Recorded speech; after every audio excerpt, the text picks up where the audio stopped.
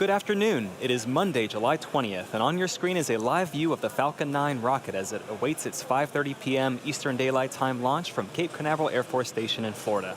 My name is Michael Andrews, and I'm a supply chain supervisor here at SpaceX. And welcome to our webcast coverage for the ANASIS II mission. Our customer today is Lockheed Martin on behalf of the Republic of Korea. Per the customer's request, we will not show payload deployment today. However, we will stay live on the webcast and bring you verbal confirmation of spacecraft separation. We are just at under T-minus 11 minutes and counting, and all systems are go for an on-time liftoff this afternoon. But if for some reason we are not able to launch today, we do have a backup window tomorrow at 5 p.m. Eastern. Now let's take a closer look at the vehicle that will launch our payload today. On your screen is that view of Space Launch Complex 40 with the Falcon 9 rocket. It's our two-stage liquid-fueled launch vehicle getting ready for liftoff. Falcon 9 stands at about 230 feet tall, 70 meters tall. That's greater than the wingspan of a 747 aircraft. The bottom two-thirds of the vehicle is the first stage. It's designed to be reflown 10 or more times with minimal refurbishment between flights. And as you can tell from the re-entry soot on that first stage, it's pretty easy to spot a flight-proven booster. Today will be the second flight for this particular first stage, and actually less than 2 months ago, it was the one that launched Bob and Doug to the International Space Station on our historic Demo 2 mission. At the bottom of that first stage, there are 9 Merlin engines. They get Falcon 9 off the ground up to the thinner parts of Earth's atmosphere, before separating from second stage and making its way back down to Earth for landing. And it's this part of the rocket that we will attempt to recover for a second time on our drone ship, known as Just Read the Instructions. You can see it there. It's stationed 350 nautical miles east of our launch site. And above the first stage, above that black interstage band, is our second stage. At about T plus 2.5 minutes into flight, the first and second stage will separate, and that second stage will ignite its single MVAC engine. That'll carry the ANASIS II spacecraft to its intended orbit. And the ANASIS II satellite is currently safely enclosed inside the 17-foot diameter payload fairing. It's that structure on the very top of the rocket. This protects the satellites from aerodynamic heating, loads, any kind of contamination that we might experience during ascent. But once we reach the vacuum of space, we no longer need those fairing halves and we jettison them while the second stage continues to orbit. The fairing halves we're using today are a brand new set, which means we'll be attempting to recover them today using our 2 recovery ships, Mystery and Mischief. 2 minutes before the fairings are set to land, the team will decide if conditions are good to make a safe catch attempt. Now, weather plays a big factor in the decision, as it can impact not only the sea states for the boats, but also the fairing's altitude, position, and speed, all of which impact how the fairing will fall back to Earth. And finally, around the Falcon 9 rocket is that large truss structure. It's called the Transporter Erector. We call it the TE. The TE rolls Falcon 9 to the launch pad and raises it to that vertical launch position, and also routes things like power, fluids, and communication to the rocket and satellite. Hi, I'm John Innsbrucker, Falcon 9 Principal Integration Engineer here at SpaceX. We're coming up on 8 minutes to launch, and all conditions continue to be go for launch. Falcon 9 rolled out to the pad Sunday afternoon about 25 hours before launch and went vertical 4 hours later.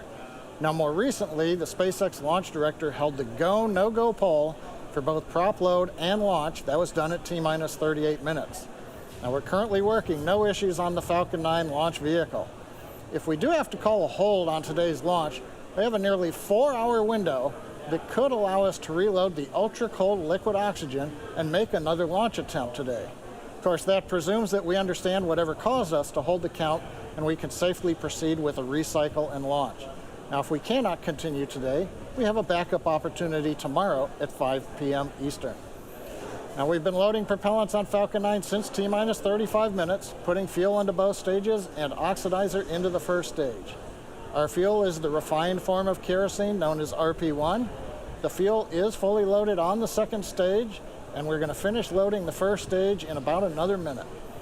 Now, as I mentioned a moment ago, our oxidizer is super chilled liquid oxygen. We call it LOX. Now, the LOX is currently loading into both the first and second stage. You can see the mist streaming off of the first and second stage tanks. Engine chill has started. Now, I mentioned it is super chilled. We do this in order to load more LOX into the tanks and increase performance.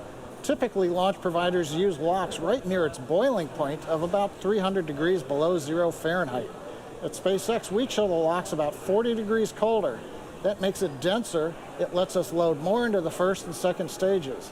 Now, we have to load the LOX as late as possible to keep it from warming up and decreasing the performance.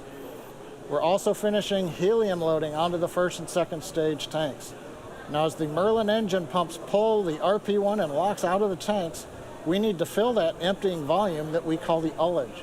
We use the helium stored in pressure vessels on the stages, and it's heated by the exhaust of the engine's gas generators. Heating the helium helps it expand to fill the tanks. Now, a moment ago at T-minus 7 minutes, we heard engine chill begins. We're now allowing a small amount of the super chilled liquid oxygen to flow past the turbopump inlets. That's cooling them down to avoid thermal shocks when we light the engines at T-minus 2 seconds. On the spacecraft side, the team did transition the ANASIS II payload to internal battery power starting inside of T-minus 30 minutes. That work is complete, there are no issues, and there are no further actions required before launch. We're launching out of the eastern range. The good news is air and sea space is clear. Weather balloons that have been released show the upper altitude weather is good. We did have to delay the T0 30 minutes for a small rain shower that was crossing the trajectory path. That was moving out of the way, so right now weather looks to be good for a launch in just over 5 minutes, as all systems continue to be go for liftoff at 5:30 p.m. Eastern Time. As we mentioned earlier, our customer today is Lockheed Martin on behalf of the Republic of Korea. We now have a quick message to share from Korea's President of the Agency for Defense Development. 안녕하십니까. 국방과학연구소 소장 남세규입니다. 코로나19로 어려운 환경에도 불구하고 아나시스 II Falcon 9 위성 propellant 발사에 tanks are pressurizing for 헌신하시는 strong back recharge. 여러분께 감사드립니다. 아나시스 II 위성은 한반도 평화를 위한 것으로 한국의 IT와 우주 분야 연구개발의 한 단계 도약이 되길 희망합니다. 올해 창설 50주년을 맞는 국방과학연구소는 아나시스 II 위성 발사의 의미가 남달라 저도 코로나19 상황으로 발사장에 직접 참여하지 못해서 안타깝게 생각합니다. 비록 물리적 거리가 멀리 있지만 지능적인 온라인상의 사회적으로 가까워진 거리와 시간 때문에 저도 마음은 발사장에 계시는 전문가 동료 여러분들과 함께하고 있습니다. 라키드 마틴, 에어버스, 그리고 세상에서 가장 스마트한 펠콘 9 발사체의 발사를 주관하는 스페이스X 모든 분들의 노력에 감사드립니다. 아나시스 II 위성은 대한민국 국방부, 방위사업청, 합동참모본부, 각군 관계자와 특히 함께 연구한 국방과학연구소 위성통신체계단이 응원하고 있습니다. 아나시스 II 위성 발사와 목표한 궤도내 시험까지 성공하길 진심으로 기원합니다. 우주의 신들은 하늘길을 열어라. 펠콘 9 나가신다. 아나시스 II 완벽하라. 감사합니다. We're currently 3.5 minutes from liftoff. Falcon 9 is now moving into the final stages of the countdown. The vehicle remains in good health. Now, during that video, the transporter erector strongback did retract to the launch position, moved a couple degrees away. That's what we need, sufficient for liftoff of the Falcon 9. Fuel loading is complete on both first and second stages. The liquid oxygen loading is wrapping up on the first stage and will complete at T-minus 2 minutes on the second stage. Now, 1 minute before liftoff, you'll hear the announcement that Falcon 9 is in startup. That means the rocket's internal computers on first and second stage are controlling the launch countdown. Now, the mission manager reports the ANASIS II space vehicle continues to be go. The range continues to be green for launch, and the weather is looking good. Now, once again, as a reminder, if we don't launch today, we have a backup opportunity tomorrow at 5 p.m. Eastern. 2.5 minutes to launch. We have closed out the first stage liquid oxygen load. That just leaves stage 2 LOX loading to finish.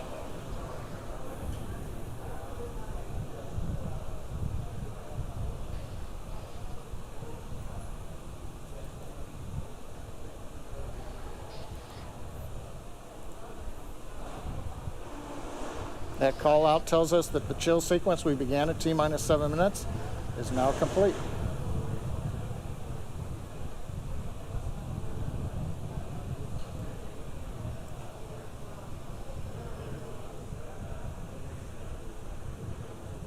Stage 2 LOX load is complete.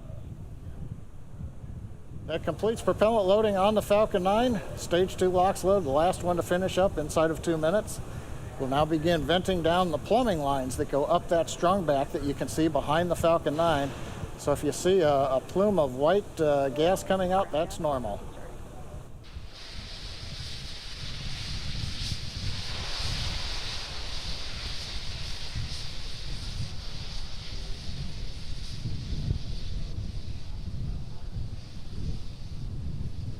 You can see in the view from the camera, we're now venting down the liquid oxygen lines on the strung back, getting ready for launch. Next event will be startup, coming at T-minus 1 minute. Falcon 9 is in startup. Here's the call out. We're in startup. We're now pressurizing first and second stage tanks for flight.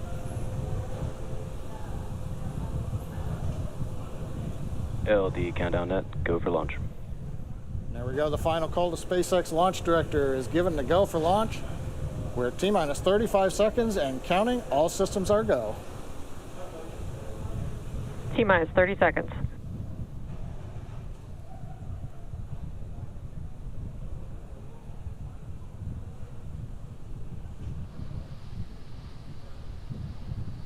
Stage 1 tanks pressing for flight. T-minus 15 seconds.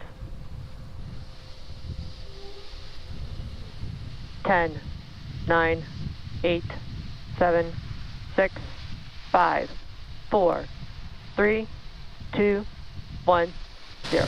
Ignition. Liftoff.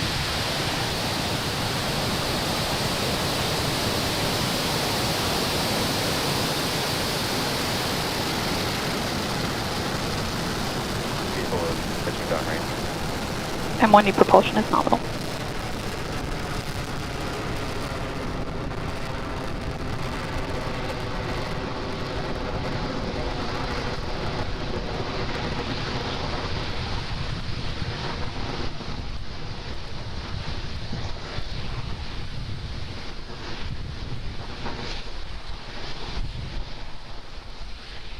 Plus 40 seconds. Everything looking good?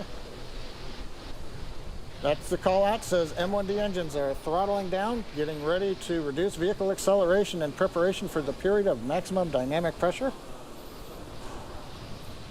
We're in the bottom of the throttle bucket, as they call it. Now the Merlin engines coming back up to full power as we get ready to go supersonic. Vehicle is supersonic. Supersonic, we're coming through the period of maximum dynamic pressure. Vehicle has reached maximum aerodynamic pressure. Guidance engineer confirms we're through the period of greatest pressure on the vehicle. Continuing downrange, trajectory looks good, propulsion looks good, avionics looks good.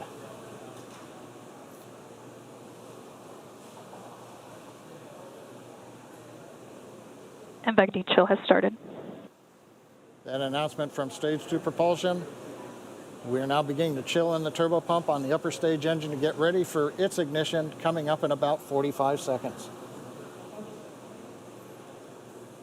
Nice view from the SpaceX cameras at Cape Canaveral as we head east out of Space Launch Complex 40 into the first of 2 orbits planned for today.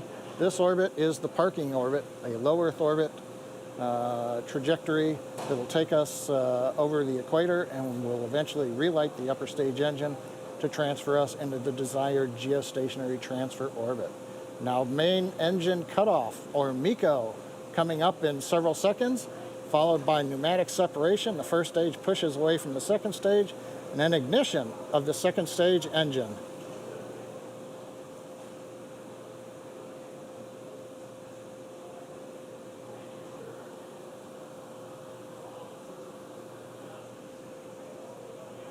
State MECO. separation confirmed. MECO on time. Stage sep looks good. And the call out, MVAC-D engine is at full power. The view on the left screen, you can see the large titanium grid fins now slowly opening. That begins about a 2-minute period as we slowly rotate the first stage around to get it ready to come back through the atmosphere and land on the drone ship in the Atlantic off the east coast of Florida. Right-hand side, second stage engine glowing red. That's normal for the MVAC-D. Trajectory. Trajectory is nominal, we've heard from the guidance engineer. Great views coming from space. We're coming up on fairing deploy.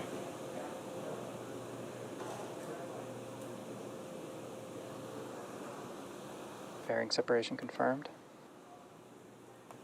And we've heard the call out from the avionics engineer. Fairing separation is confirmed.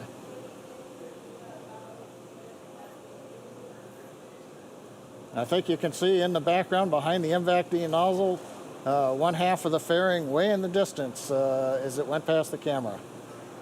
So right now we're coming up 4 minutes into flight. Trajectory is looking excellent. We're right down the middle of the road. Power on the upper stage engine is good. Bermuda is now getting the telemetry from the Falcon 9, and we're getting great views from space at T plus 4 minutes and 13 seconds.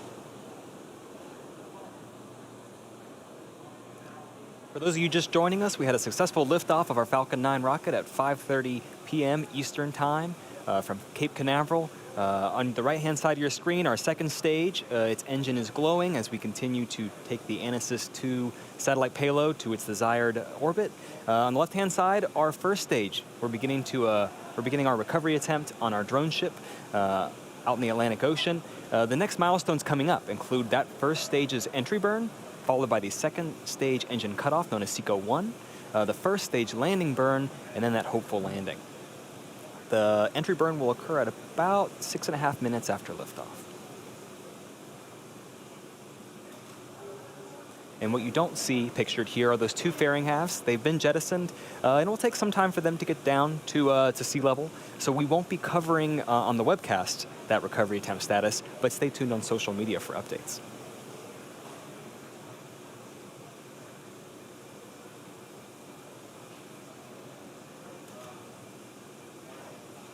You see some pretty clear pictures of Earth there. The first stage has reached apogee. It's beginning to head down there. We're only going to be firing 3 of our Merlin engines during this entry burn in order to slow the vehicle down before it gets to the thicker parts of Earth's atmosphere. It'll slow the vehicle by about 25%. When we perform stage separation, that first stage was traveling about 2.5 kilometers per second. So we have a lot of velocity to reduce. Great. And we're just under 30 seconds from that entry burn beginning. It's going to last about 24 seconds.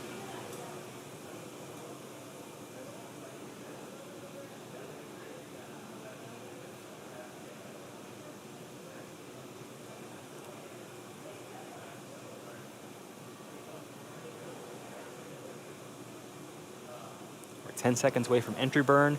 Hopefully we'll be able to hear that call out and have visual confirmation that burn's begun.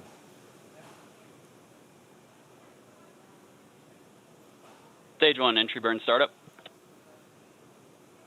Our entry burn has begun. You'll see that the exhaust there will grow and start to become elliptical as we turn on the engines. The center engine fires first, the 2 side engines fire shortly after that. So that exhaust will seem to grow during this burn.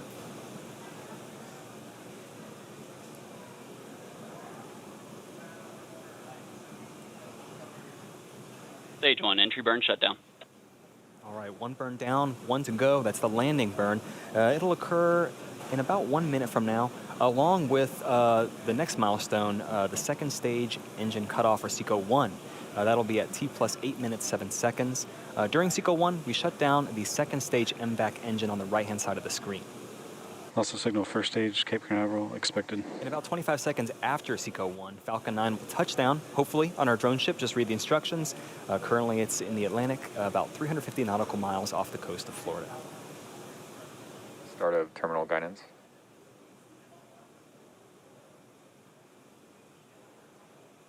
And in terms of velocity of that first stage, drag alone is slowing the first stage down another 80%. That landing burn will take us back to get that last 20%, touch us down safely.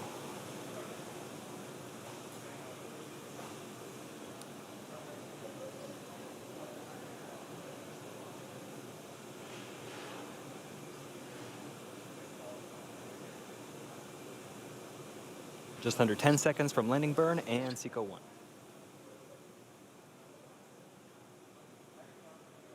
SECO. Stage 1, landing burn startup. We have confirmation of both landing burn and SECO-1. We're waiting confirmation of a good orbital insertion for that ANASIS II satellite.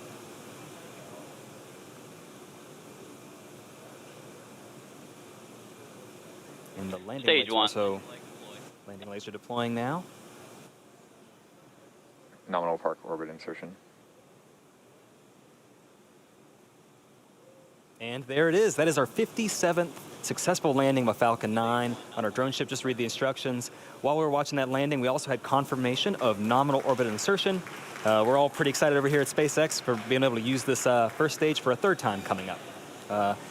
But going back to our primary mission on the second stage, it's going to coast for about 18 minutes until we cross the equator, where we perform the second of 2 burns of the upper stage to help change the orbit. We're going to take a break until then. We're going to leave you with a map of where we are in the mission. We'll be back at about T plus 26 minutes for the second burn of our MVAC engine.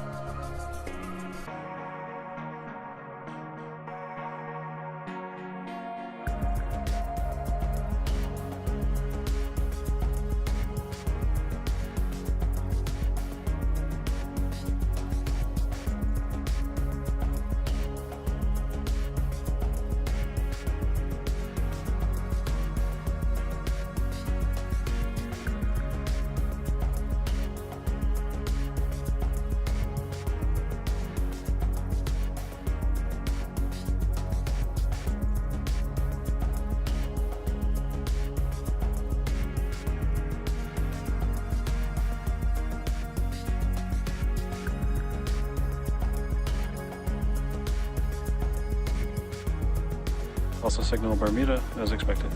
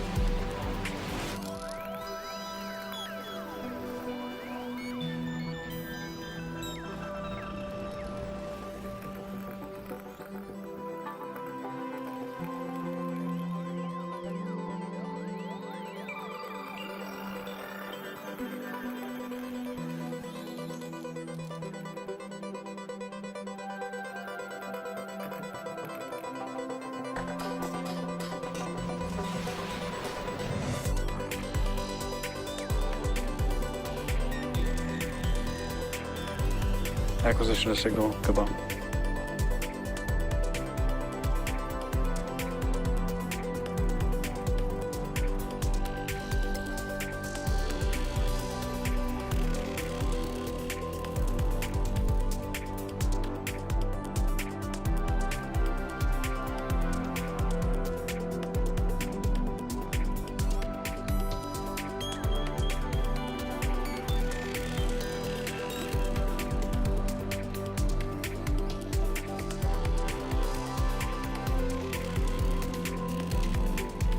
And back chill for burn 2.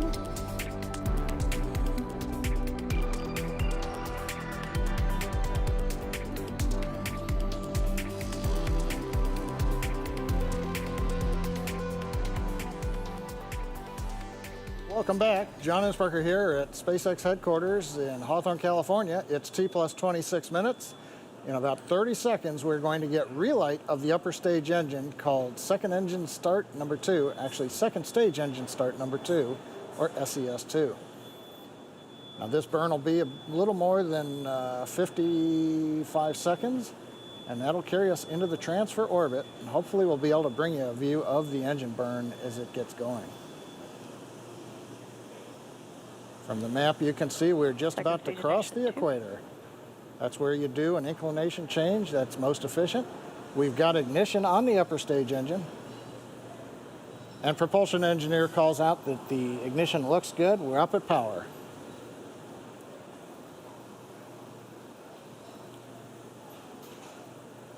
Now currently when we went into the burn, we were at low Earth orbital speed of about 7.4 kilometers per second.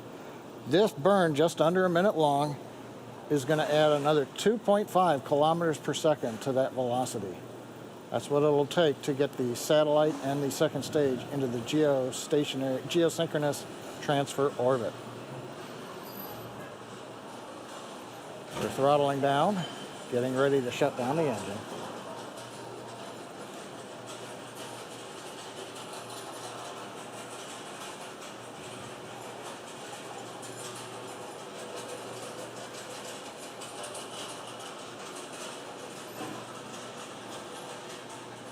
SECO 2.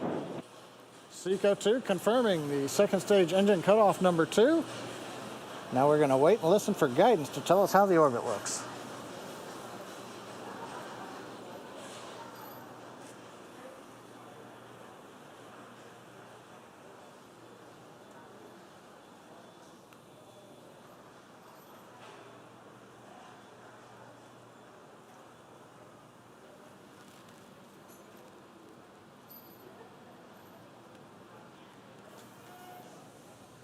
And we haven't heard guidance engineer call out, but looking at the data plots that we've got from vehicle telemetry, we've got a nominal orbit.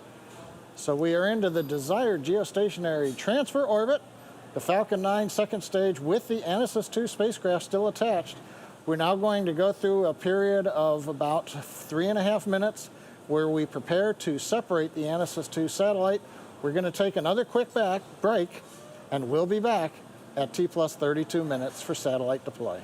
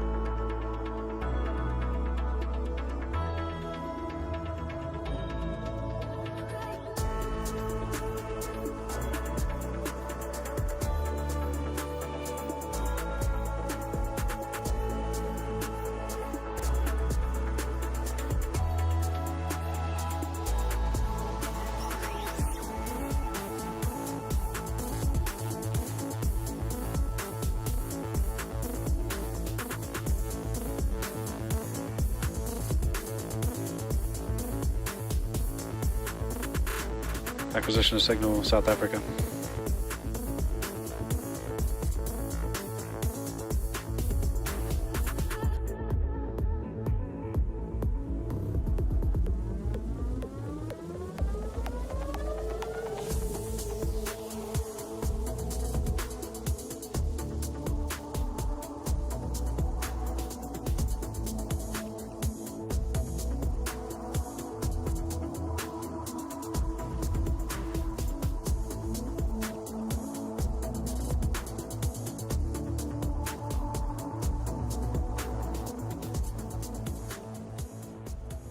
Plus 32 minutes. It's been a great mission so far. Falcon 9 lifted off. We had a 30-minute weather delay as we had a little bit of a shower band go by the trajectory. But when we launched, had great skies. We had great views from first stage and second stage. Saw the first stage land on the drone ship. We've done the 2 burns of the upper stage engine. Both of them were nominal. But right now we're getting ready for the big event, which is spacecraft separation. And as a reminder, we won't see payload deploy today per the customer's request. So we're going to listen in for the avionics engineer to call it. Payload separation confirmed. And there it is. Avionics engineer calls. Payload separation has deployed, confirming that via telemetry. And so 32 minutes, 49 seconds into flight. That's the capper. We've done the primary mission. We've brought the first stage back to the drone ship. It's been a great day. Took a little while getting here, but well worth it with a totally successful mission today. And with that successful payload separation, that will end our coverage for today. We want to say thank you to Lockheed Martin and the Republic of Korea for entrusting us with today's flight. Also, a special thanks goes out to the 45th Space Wing for range support and to the Federal Aviation Administration for licensing support. And of course, thank you for watching. Have a good night.